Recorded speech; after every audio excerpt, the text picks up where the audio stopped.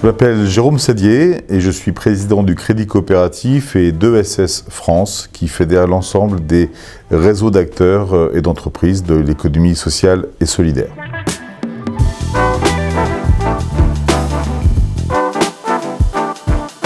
Les entreprises de l'économie sociale et solidaire viennent de loin dans l'histoire de notre pays. Elles ont pour certaines une centaine d'années, pour leurs racines 150 voire même parfois 200 ans.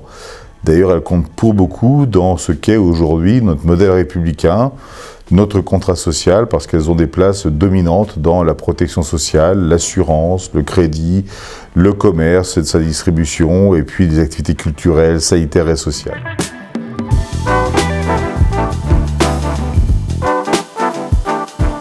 Il n'y a pas de secteur à proprement parler dans l'économie sociale et solidaire parce que nous couvrons une immense partie des secteurs d'activité économique de notre pays. Il y a quelques exceptions dans l'industrie, dans les très hautes technologies, mais et encore, parfois comme sous-traitant, c'est le cas.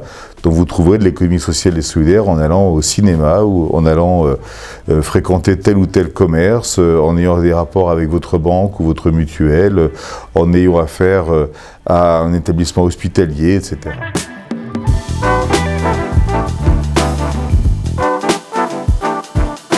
Ce qui les caractérise fondamentalement, c'est d'abord une histoire qui repose sur un engagement collectif, l'envie de répondre à un problème, à un besoin qui n'est pas satisfait par les services publics parce que c'est peut-être trop innovant, trop jeune, ou ni par le marché qui, lui, considère que ce n'est pas encore, ou ce ne sera jamais, parfois aussi, des secteurs suffisamment rentables. Et donc la seule façon de répondre à ce problème, c'est que les gens s'engagent eux-mêmes et mettent en commun leurs propres ressources. Ce qui caractérise finalement les associations, les mutuelles, les coopératives, pour parler des principales catégories, c'est que ce sont des entreprises qui se sont créées par l'engagement des personnes qui ont décidé de mettre leurs ressources en commun. Parfois, il y a des subventions en plus, il y a des recettes d'activité par ailleurs, mais c'est d'abord des ressources mises en commun.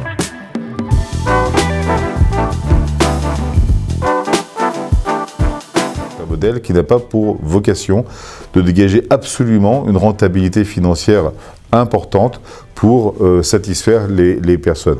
Les personnes, elles tirent leur satisfaction de la réalisation du produit ou du service qui était envisagé dans le cadre de cette entreprise. Et du coup, ça veut dire que le modèle, qui est dit à but non lucratif ou à lucrativité limitée, permet de réinvestir l'essentiel de la valeur créée dans la distribution du produit ou du service, mais aussi dans le renforcement des réserves de l'entreprise pour investir. On ne rémunère pas, en principe, dans l'immense majorité des cas, d'investisseurs extérieurs, ce qui veut dire que tout va d'abord aux personnes qui sont dans l'entreprise et d'autre part aux réserves pour préparer l'avenir, des réserves qui sont impartageables.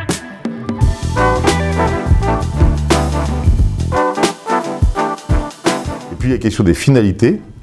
La plupart du temps, ces entreprises agissent sur des domaines qui sont de l'ordre social, de la cohésion sociale, de l'émancipation, notamment via l'éducation populaire, le tourisme social, tout ce qui est sanitaire et social également dans le monde de la santé, mais aussi de plus en plus dans la transition écologique, le développement durable, la responsabilité vis-à-vis des territoires, etc. Il y en a beaucoup d'entreprises qui, en plus de leurs activités ou comme activité principale, se donnent comme mission maintenant d'être innovants dans la transition écologique.